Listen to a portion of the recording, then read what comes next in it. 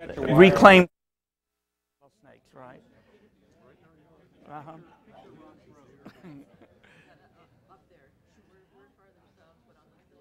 Yeah, I know where.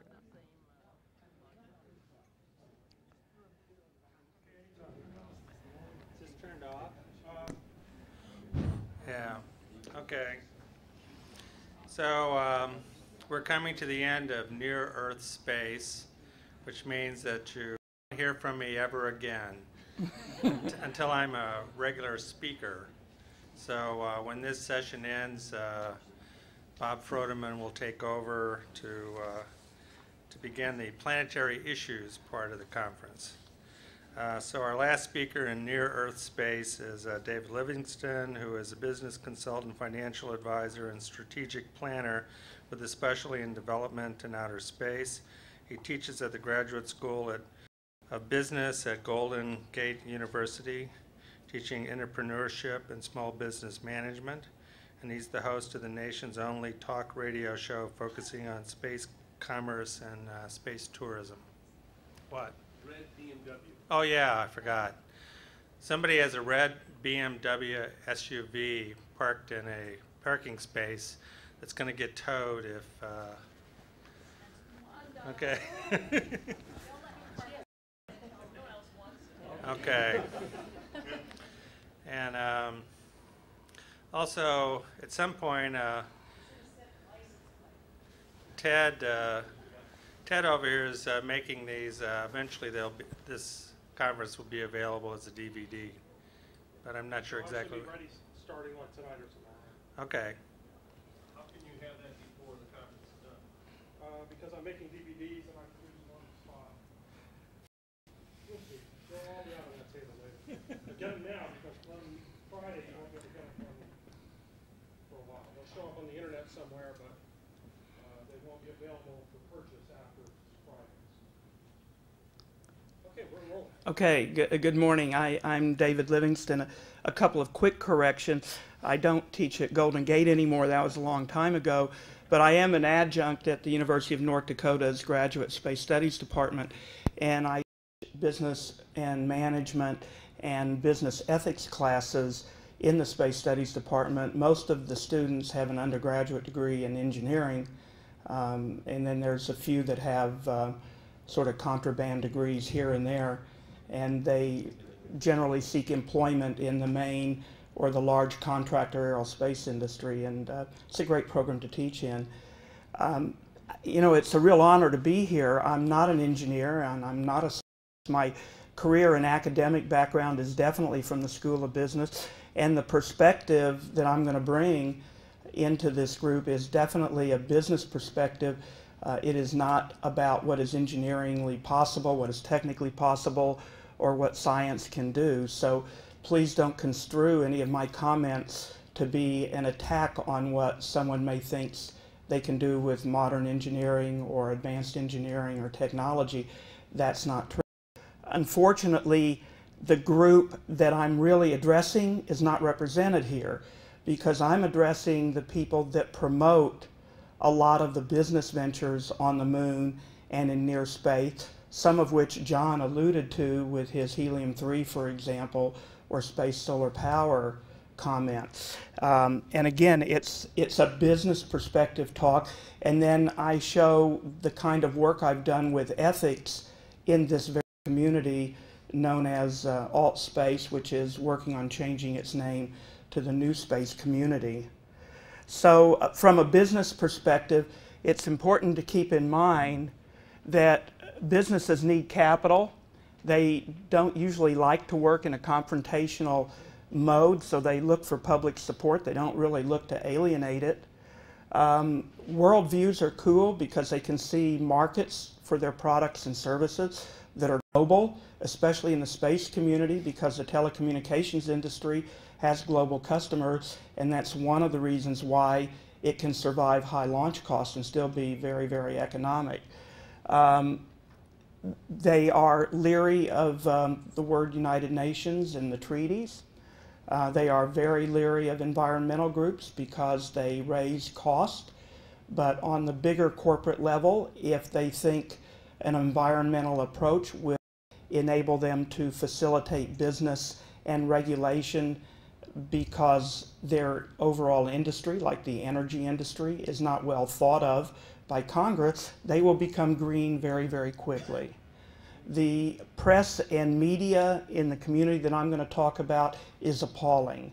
And it's one of the reasons I will put some of the very companies that I'm going to be talking about on the space show. It's because when they get legitimate press for outrageous business plans and comments that discredit a developing industry, someone needs to hold them accountable, and press and media doesn't usually hold anyone accountable.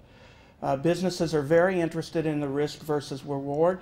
They're bottom line oriented, and they want markets that are real, and they're going to seek real markets so that they can be economically and successfully exploited. And all of this comes from number 10, which is due diligence, which most of the businesses that I'm going to be talking about have no concept of or think it won't apply to them. So some general issues to consider if we're talking about a lunar-based business or any kind of space business is that you usually have to get to a job site to do your job. So right now you can't get to the moon, you can't do any lunar construction, the equipment doesn't exist, there's no operating manual, there's no methodology for how you can repair equipment. If you look at a terrestrial-based construction site, there's usually a couple of Caterpillar tractors parked around. One may be operating, others are in reserve for when they break down, but there's a methodology and an infrastructure to repair them. None of this exists on the moon or any place else in space yet. So what we do know is that the way we're going to access the moon is unknown, and it's likely going to be very costly. The plan that NASA has to go back to the moon is very, very costly and will probably not be adopted by most private sector companies because it will be so costly. Lunar dust is not user-friendly, and as some of the new medical reports and human factor reports are coming out and talking about the toxicity to people, it is a human factor problem that has got to be considered. One of these companies can't estimate their return on investment or their cost because they have no way to know how they're going to get there or how much it's going to cost. This means your assumptions and projections cannot be made accurately or reliably. And when you are making a presentation or stating that you're going to be doing this kind of business on the moon, there's not credibility in it if you're speaking to people who professionally analyze businesses, who professionally make investments, and who get beyond the true believer or the I love space phase, or some of the angel investors. So for business due diligence, what is plausible, possible, hypothetical, this is not reality. And it really does not merit being considered as reality, though a lot of these businesses talk as if all of this exists. For example, I can't tell you how many calls I get when I do a fusion show on the radio that helium-3 already exists as a way to solve the terrestrial energy problem, and fusion already exists. And they can listen until they're blue in the face to the people saying that fusion doesn't exist. It's not even at the point of engineering break even. It doesn't matter. This business is already here, and maybe it's politics or something or a conspiracy with the energy companies that's stopping it from happening. The same thing with space solar power. There are groups that feel it should be mandated in the presidential election in '08 and in a way that it's already a real done deal. We could do this today, and that's how they want to sell it. So when you do this, or when a business does this, it creates some problems, and I'll talk about that minute. So a way around this, because you definitely want to talk about what you can do on the moon or what you can do in space. So one of the things you do is to get taken seriously, it's you demonstrate that you really have a command of the situation and that you're not concerned about talking about a weakness up front. So remember that a problem and an opportunity come from the same source, and they absolutely need to exist. If we were doing business planning, you would have problems and opportunities, and they would be the flip side of each other. So the problem is not a deal breaker, it's how you treat the problem that makes it a deal breaker. So they just require a methodology to turn the problem into an economically successful and profitable opportunity, and to show how you can do that. And the solution is part of the presentation, but you are upfront stating that you really don't know what it will cost to get to the moon, or how you will maintain this equipment, or what this equipment might look like, but based upon some remote examples here on Earth. For example, you could look at what it took to construct some remote Club Med locations in the middle of the desert someplace, and see how they brought in infrastructure and what it cost to do it, and how they got labor in there, because some of the Club Med locations are really isolated in the desert or on coastal areas where there just isn't anything around, and yet they got built. You can look at comparisons on how they built things in the Antarctica and other really remote, tough environmental places here on Earth. And you can extrapolate from those numbers, and you state up front how things, but how you turn those weaknesses into a benefit. Further back? Just push the mic away from you. Okay, like that? Yeah, just Okay. good. So you want to address all of this up front, and that is the best way to address it to maintain credibility. This is the best example I have ever found for any reason. I hope some of you are familiar with Loral's Aquarius water launch project. Is anybody familiar? Or nobody's seen that? Have you seen their 12-minute marketing video? They have a video that explains this. It runs about 12 minutes.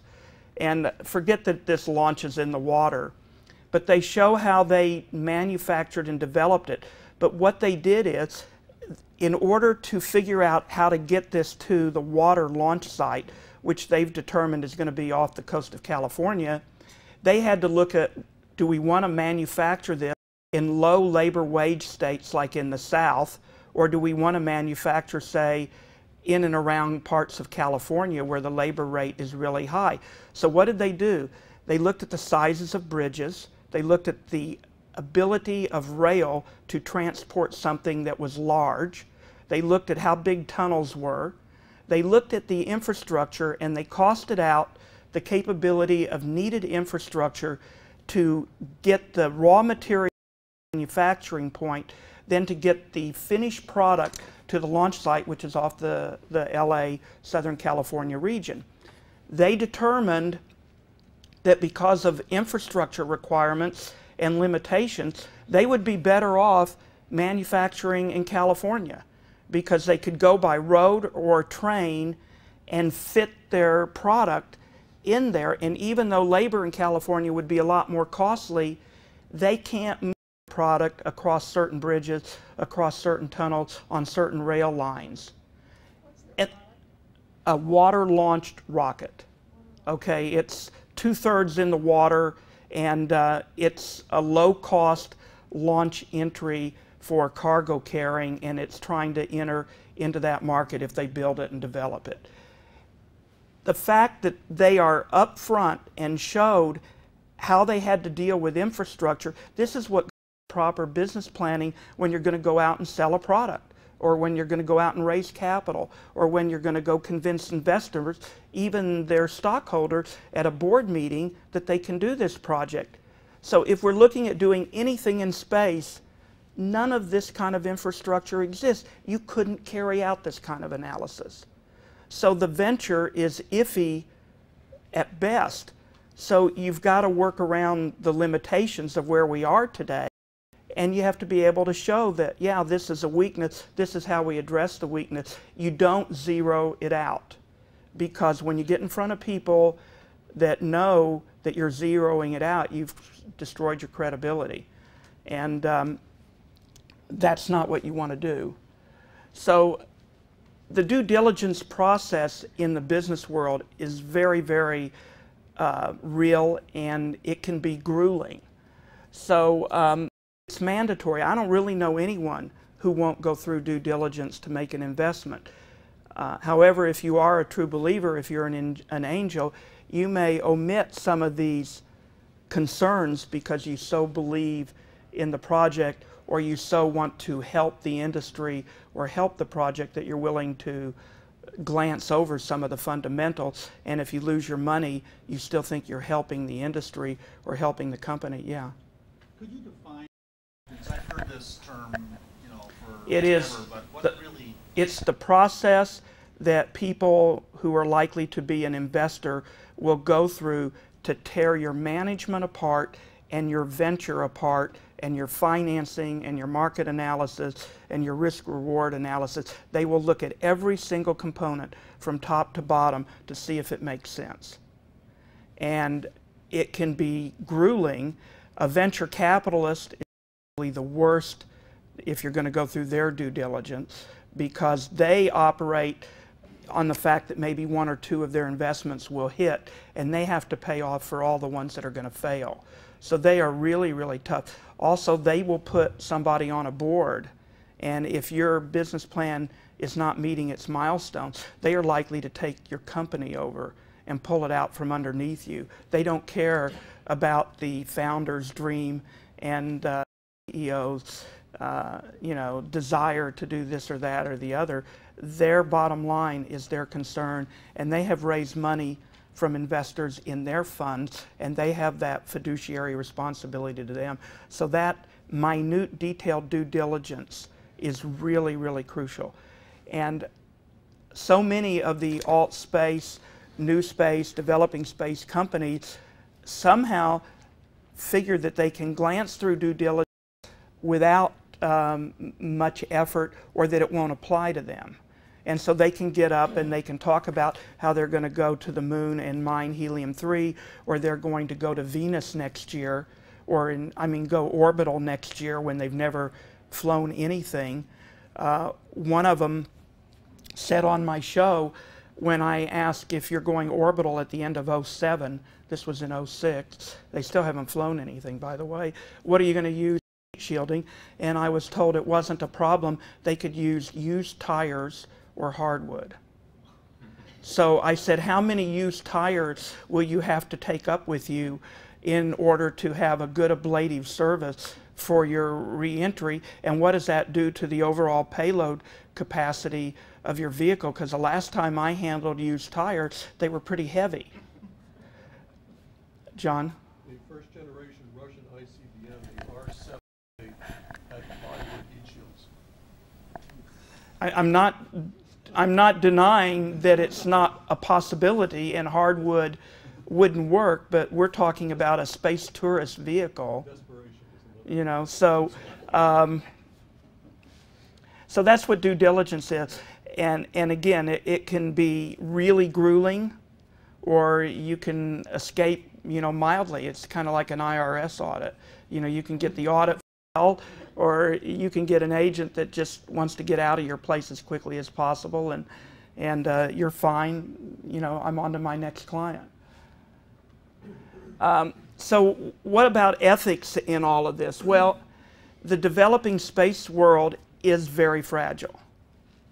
And when companies and people get a hold of a microphone, or they get interviewed by reasonable press and mainstream press, and they make unsupported claims, the damage that can come out of unfulfilled expectations, a lot of nonsense, a lot of BS, well, it can do a lot more damage than just making the company appear foolish or lacking in credibility.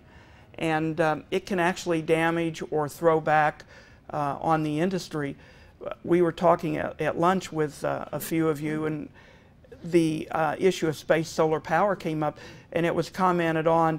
The same things have been thrown around and said for the last 20, 25 years, and it's as if nobody gives it much credibility. I mean, there are people in our community that are paying attention to it. When is the last time anyone heard anyone from Congress mention space as a solution to energy or climate or any other problem? It doesn't happen. When is the last time it got picked up in a really serious article in press? I mean, when repeated and repeated and repeated and nothing happens because it can't happen for a variety of reasons, it has a way of showing up and discrediting the entire developing industry. And so when people make these claims, the claims have a far greater reach than just making themselves or their company look foolish. Then the question is, what is the ethical responsibility of the company to its industry as well as its target audience when it makes these kinds of claims? And then what is the ethical responsibility for the media and the press to print this stuff without challenge? Now, I have asked people at MSNBC and at space.com why you print this and why you give these people reasonable airtime and why you won't ask even one challenging question, because the thing is, the journalists know it's all nonsense that they're printing. And they say, if we print and ask hard questions and do this, we'll never get any more interviews. Question? Yeah, if you consider this your business ethic, maybe there's another slide, but this looks at the role of the mass media, and you're asking them to be a policeman of sorts, or do No, something. I'm asking, I think journalists have a responsibility, not the mass media. So then the other one is the company towards the industry, the role of the industry. Where's the ethic that has to do with the greater global good, the environment, and things like that? These ethics fall far short. Well, I have a whole section on ethics, if you'll just bear with me. But I will tell you, I'll give you an advanced thing. The community that I'm talking about now has no desire, nor consideration, nor comprehension of anything ethical in that community. And I'll talk to you about the surveys and the research that I've done in that community for the last 6 years. But right here, I'm talking about how you promote a business, what you say when the business is not real, when you can't even get to the job site, when you can't cost anything out, and you're just building unfulfilled expectations, and what happens to it, and why journalism will interview these stories and give it serious press. For example, did anyone read the Space.com story last month about Stone Aerospace out of Austin, Texas, going to Shackleton Crater? Okay, so he has raised, Dr. Stone, I'm trying to get him on my show, claims to be raising $15 billion from an international consortium. He is going to land on the rim of the crater by 2015. This is long before NASA gets back to the moon. He is going to go to the bottom of the crater with mining equipment robotically to determine if there is water there. Assuming there's water, he is going to mine it and then take it to an orbiting fuel station in Leo to supply it with water. And he says this will be a $15 billion consortium. So when you read the article, it's as if all of this is real and natural and doable. There's nothing that says, how can you do this before NASA can get to the moon? You know, how are you even getting to the moon? How do you know $15 billion covers your cost? What vehicle do you use if there is a vehicle? I mean, you know, you can just think of all the questions you could ask him, which is probably why he doesn't want to come on my show. Is this just one individual, or is it an actual company? It's a company called Stone Aerospace. I wish I knew more about it. How many companies are in this field, order of magnitude? Well, probably I can think of, it's a small field, first of all, because new space development is a tough business. But there's probably maybe 15 or 20, if I wanted to name them, that I could rattle off that would be more or less targets of what I'm talking about. By the way, I don't, just so for the record, Bigelow, SpaceX, Bezos, and Space Dev out of San Diego, I do not put into this category. Probably don't put John Carmack into that category either. What about Virgin Galactic? I don't put Virgin into it either, but remind me, hopefully all of you saw that or heard the interview that Sir Richard gave in England when he announced his, I think it's a $25 million prize for anyone who can solve the global warming problem. And he got questions from environmentalists about why he's flying Virgin Galactic airplanes that are polluting the air. And how he can possibly have the nerve to say he's got a prize out there to solve global warming when he's building rocket ships that will destroy the environment and cause all this carbon. And Sir Richard's reply on all this was really classic, but remind me during the question and answer period. I'm sorry, so what category do you not put those companies you just listed? I don't consider them to be alt space companies. Their funding is very different. They're professional. You know, I would pale at their feet compared to this kind of talk. They don't go out and blow out rhetoric and poison and promote. They're real. When Jim Benson did that one time in 1998 at a space conference in Albuquerque, and the SEC slapped him but good for making projections and huffing and puffing his company, which was publicly traded. Jim learned a lesson real quickly that you don't mislead the public, and he has never done it since. And he runs a really tight ship on that kind of stuff. Yes, he is the owner of Space Dev. No, he is. He's just changed the title of his role to Benson Space, but his desk and office is the same physical location. And he gets email at both places, yes. Just a procedural point, you've got 30 minutes for your talk and for whatever questions come. Thank you.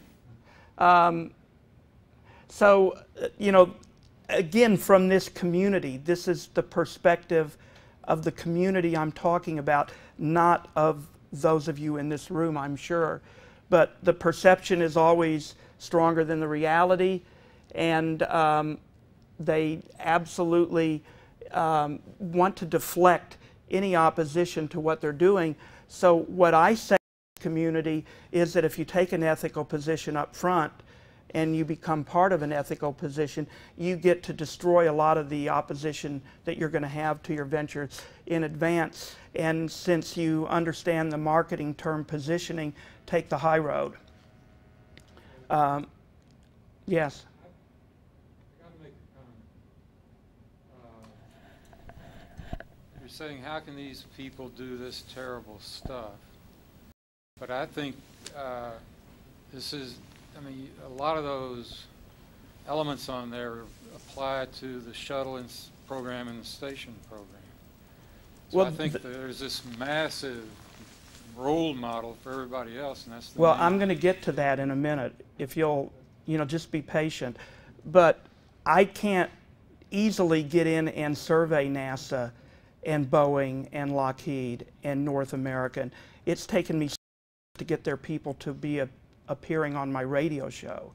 And I can tell you when they appear, their conversations are monitored by people in their company with intranet systems, so that if they're saying the wrong thing, whoever does the monitoring can correct them silently so that the audience doesn't know it. And they may say, you know, that thing I said a few minutes ago, I really meant this. And they're getting directed on how to go back and cut bases on it.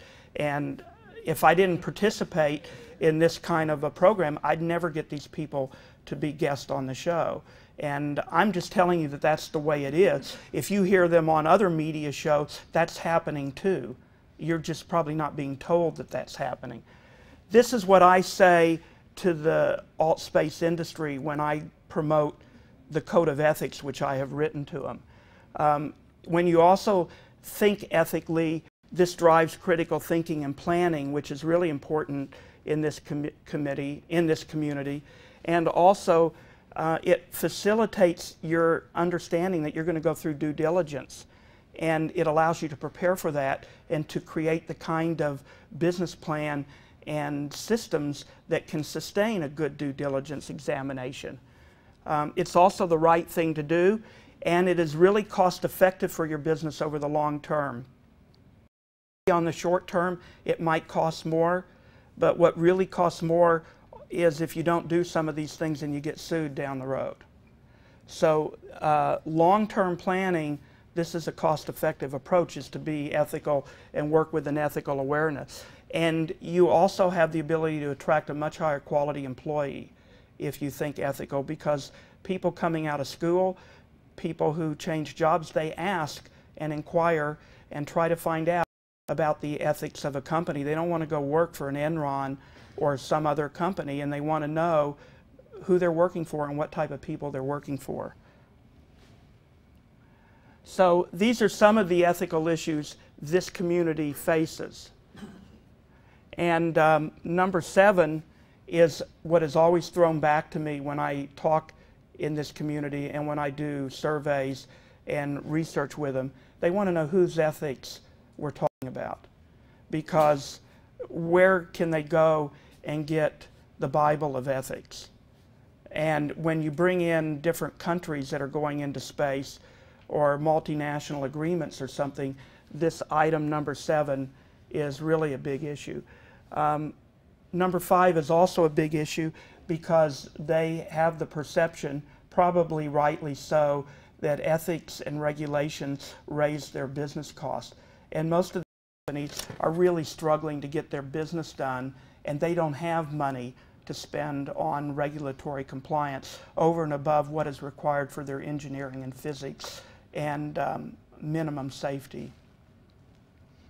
So I actually wrote a code of ethics for off-Earth commerce, and I surveyed this community many, many times over several years to see what they thought of this. So here is some of what I found out about. The first time I gave an ethics talk was in '98, and I did that on the spur of the moment because so many of the alt-spacers at this conference were talking about how they could just go grab an asteroid for their private capital gain. They were all of the opinion that they were going to get up there on SSTOs, which never came to realize, or the elusive single-stage RLV, which has never happened. In fact, I would like to write parts of my dissertation that talked about this community from the late '90s to the early 2000s. And I thought, my God, this is kind of worse than manifest destiny if these people really have the capability and the money to get up there and grab and take and build whatever they want. So that's what prompted my ethics research. When I would survey these companies, I wouldn't get much from them, so I decided what I would do is write a sample code of ethics for off-Earth business and then send that out in my next survey and let them critique the code of ethics that I was presenting to them. So it has gone through multiple revisions. It's all qualitative. There's nothing quantitative about it. And what I tried to do was emphasize the need that when we go into space, we have to develop and start with an ethical foundation to build upon, so that whatever our descendants are like, future generations are like, at least they got off to a start with a solid ethical base. So I targeted these groups with mailings, and I did everything you're supposed to do with mailings. They had return envelopes, their replies were anonymous, postage paid. So I went after the developing alt-space industry, policymakers and legislatures I felt were involved in space, some academics that I knew, the traditional contractors in the aerospace industry, general public people that I would just meet and hand to, or if I got information from the general public off my show, I would send it to them. And then I also started targeting people that claimed they wanted to be space tourists. So obviously this research is very limited. I funded it out of my own bank Visa cards. My sample sizes are small, but the industry itself is small, so maybe the sample sizes are more relevant than they would be if I were trying to survey all people who ate steak, which would be a huge market with an irrelevantly small sample size. So my research evolved over the years. I got much better work with a multiple choice survey rather than having them fill in the blank or write their narrative or their comments.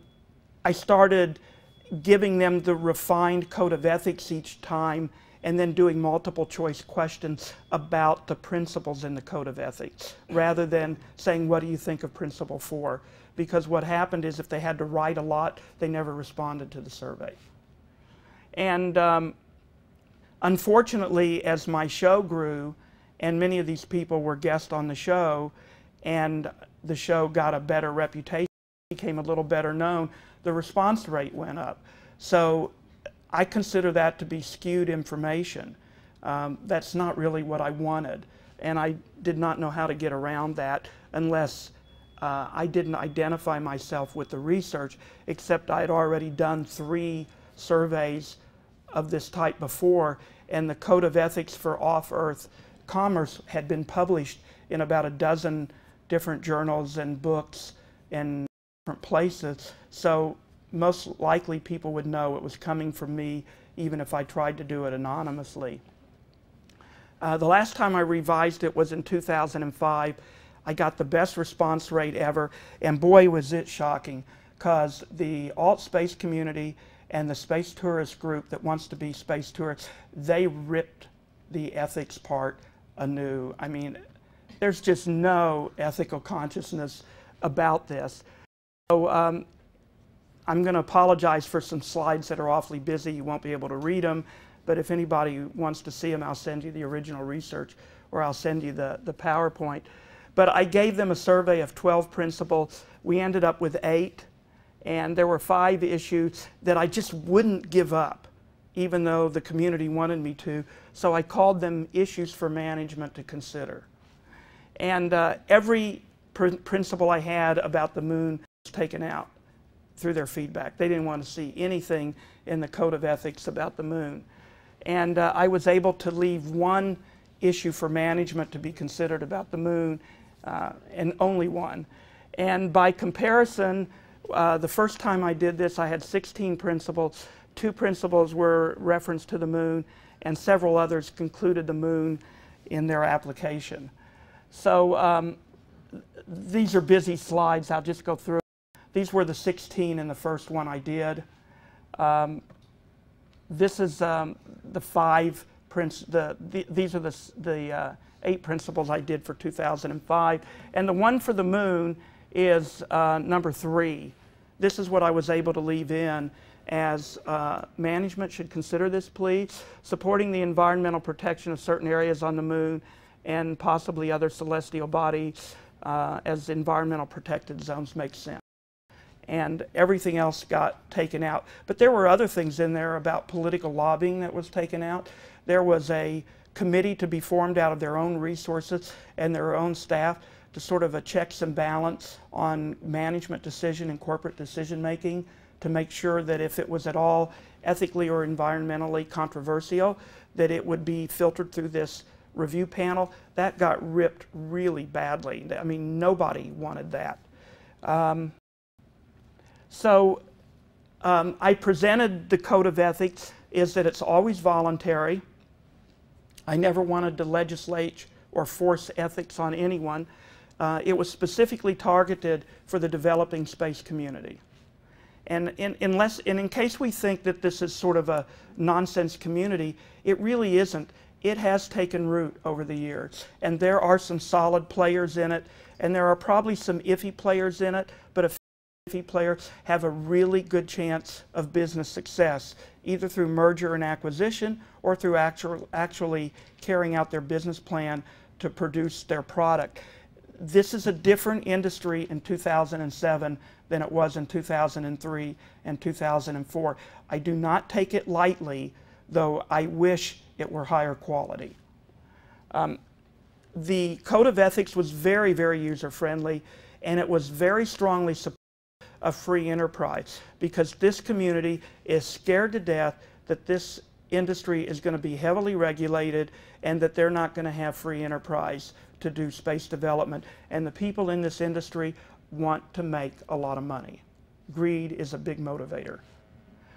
It was flexible. I said that you could take a principle, and if it didn't exactly work for you in your business plan, you're welcome to modify it so that it did work for you. And my goal was to get them not so much to sign off and say, we pledge to take David's Code of Ethics for Off-Earth Commerce. I wanted them to start having an acceptance that there should be an ethical awareness and there should be some ethical thinking in their business plan and how they carry out, you know, their operations and their goals as a start, just so that they could build upon that. So what happened? The Code of Ethics is intrusive, costly, too hard with, both in terms of money and time. It's not any good. We're already ethical. We don't need it. We're not Enron. You know, we're getting a bad rep because 90% of American businesses are ethical. The dry cleaners is ethical. The pharmacy on the corner, well, there used to be a pharmacy on the corner, was ethical. You know, we're not Ford, and we're not Firestone, and we're not an HMO, and all the industries we traditionally think, you know, or have ethical issues or something. And they say ethics is not our concern. Come on, give us a break. You know, we're dealing with hard physics. We're dealing with hard engineering. We don't have enough capital. We have to raise money. You want me to put my focus on something as elusive and it's out there in blue sky as ethics? Get real. We don't have any luxury for this. And I've asked space tourists, do you have any ethical concerns about your role as a space tourist? Ethical concerns, what are you talking about? So this was most recently experienced when Rita Anderson was on my show Sunday. And as I said the other day, she's dove on the Titanic, done a lot of adventure things in remote areas of the world, and will be the first paying customer on Rocket Plane. And I said, Rita, do you have any ethical issues about going into space or having dove on the Titanic? And she says, I don't even know what you mean. What's ethical? Give me an example. And you know, she really couldn't grasp that there might be any ethical issue about being on a spaceship going into space, diving on the Titanic. By the way, they took things off the bottom of the ocean on the Titanic. So the Russian guy scooped up rocks with the claws from the bottom of the ocean. He didn't scoop up relics, and he put it in the basket. And when they came up, they had a couple of rocks, and he broke them open and painted in gold, you know, the date and the time of the dive and all that, and gave them as a souvenir. Years ago, when I was the first group of sport divers to dive the World War II wrecks in Micronesia, we pilfered the Japanese vessels like you wouldn't believe. We were bringing up swords and medicine bottles and all sorts of things. 2 years later, the Micronesian government turned those wrecks into a national park. And you could still dive on them, but you couldn't remove a thing from them. And that was strictly enforced by every diver master on a voluntary basis. We didn't even bring up rocks on subsequent dives. Our diving on those sites early on without regulation and without fully understanding what we were doing, we just wanted the adventure and the thrill of the souvenir, was destructive for preserving the history of what happened on those wrecks and also the beauty of it and the uniqueness of it for future divers. And so no consideration at all of any reason to think ethically about what they're doing. And this has been universally my experience when I talk to people who want to be space tourists. It just doesn't enter into the equation. Why doesn't this go down? Hello? So it froze. What do I, okay, that's the right arrow. No, none of the arrows are doing anything. Will enter do it? Try spacebar. There. What did you do to get it to work? Escape. Oh, escape. Okay. So the interesting thing these alt space companies said is, refers to your question earlier, put your ethics on the public sector. Those are the guys that are not ethical. And this was a very, very frequent comment. Enforce ethics on NASA and the large contractors. So about the time of my survey, Boeing was getting nailed for corporate scandals again. I think it was their vice president that was involved in some kind of scandal. And obviously the shuttle accidents weighed heavily on people's mind. And so they said, focus your attention on 1 minute. You have 8 minutes. Focus your attention on the public sector. That's where it belongs. And finger pointing at NASA was unbelievable. So generally speaking, you know, academics like this, policymakers and the regulators liked it. The industry said we already operate with codes of ethics. This is nothing new to us. They were accustomed to it. The environmentalists that identified themselves to me liked it, and the business community that I was addressing hated it. So basically, I've got 4 or 5 more slides, but I want to take questions. You know, to the degree that NASA and the large contractors lead the way to the moon, and they do so in an ethical fashion, this industry is going to follow suit, because that's the model that's going to be set. They're not going to, this industry is not going to do anything unique or special on its own to take an ethical awareness with them to space. On the other hand, I've never noticed anything unethical about this community. So there is the issue about how much concern should one have. I've just not noticed that these people are trying to push forward or do anything other than maybe some sleazy promotion and huffing and puffing that's not deserved in how they promote their businesses.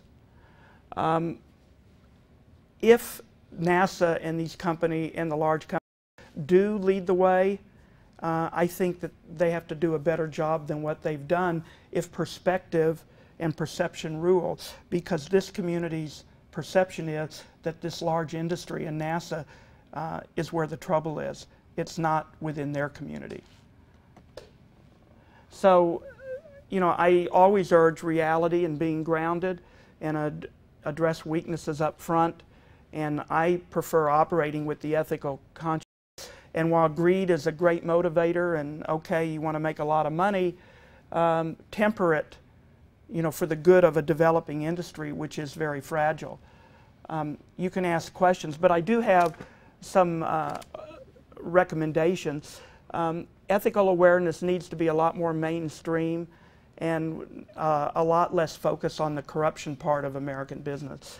And education cannot be overstated, but peer and leadership education for this community is really essential, and it's not there right now. And this community needs to be hearing it from within itself. And I urge others to see this from the perspective of the entrepreneurs, because it's got a cost. We've been talking about cost for NEOs and other things. This community has a big cost too. And for them to get their business plan done, they may not be able to divert funds or labor or manpower or cranial time to thinking about other issues when they're so tightly wound just to figure out how to build their spaceship. And these companies are not big board listed. They're struggling. And NASA can show the way, but seriously, they're not well respected in this community. The nationality issue is a huge thing. These companies do not see marching to the ethics of China or Europe or India. So if they say ethics, whose ethics are we talking about, especially when we have a multinational space program? And anytime you mention the UN or treaties, you've already lost the audience. There's massive distrust of the United Nations. If you want to talk to this group, find a way to talk to them without mentioning hot words and hot concepts like benefit sharing and the United Nations, because as soon as you do, you lost your audience. I mean, many are fiercely libertarian, and you've just brought up fighting words. Ethics starts with an awareness and a consciousness and how you promote yourself and your business and what you do to raise capital. And at conferences, this kind of talk, the idea that businesses need to have an ethical awareness and consciousness, they need to become routine from within the community, not without the community. And we need to see more of this coming from within at the various space conferences where all of these groups attend. So I hope there's time for a few more questions. One question. One question.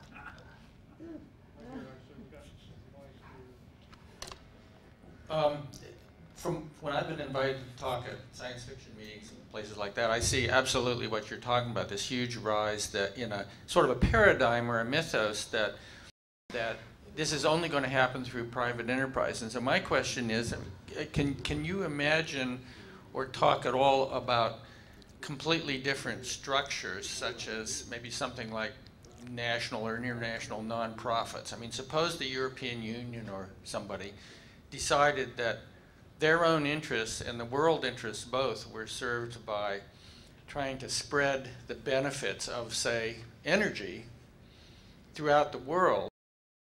reduce the economic differences between countries and therefore theoretically stabilize the world. I mean, if somebody decided at an international level, like the European Union, to do that and just devoted their tax money and their space program into going up and starting to build these things and taking metals from asteroids, what would happen? That's my real question. Is, you know, are there legal structures where somebody would challenge their right to do this? I mean, if they said asteroids are not property for entrepreneurs, they're going to be claimed for some international benefit. Well, the Outer Space Treaty won't allow them to be claimed for anything, but you can use the resource if you can get there and hold on to it, kind of like a federal oil lease. So, but you can't claim ownership to anything in space. Well, that sounds like not private ownership, and yet it actually is. I mean, it sounds like sort of 15th century, you know, whoever gets there first gets that's the Outer it. Space Treaty, so okay. you know, I wasn't around to vote on it. In principle, they could do that, though. They could start mining an iron asteroid. Yes, and they could own the resources from it, and they could hold the location where they're doing it from as long as they're able to continue to produce the resources, and there would be no benefit sharing under current structure, although there might be a lot of yelling and screaming. But they could choose to share those benefits with the world, right? I mean, well, more than likely they could say they'd choose that's our nonprofit's mission statement, is to build this infrastructure in space and microwave the energy down to the ground and distribute it to poor countries or something. More likely they would choose to sell that energy, because no matter what kind of nonprofit they had, they probably could not stay or remain funded to do this without a revenue stream. That's right, but I mean... So, I mean, that's too utopian. I think China is probably the most likely model for that, but it's different. But they see space as a way to build their national wealth, and much more advanced in that than we are. So they might actually invest their national wealth in developing what you said, to create energy, because it's a wealth builder. That's kind of the model I meant, except that you're not doing it to make individuals rich. You're doing it to they'd be doing it to make their nation political structure. wealthy. Okay, well, thank you. Okay.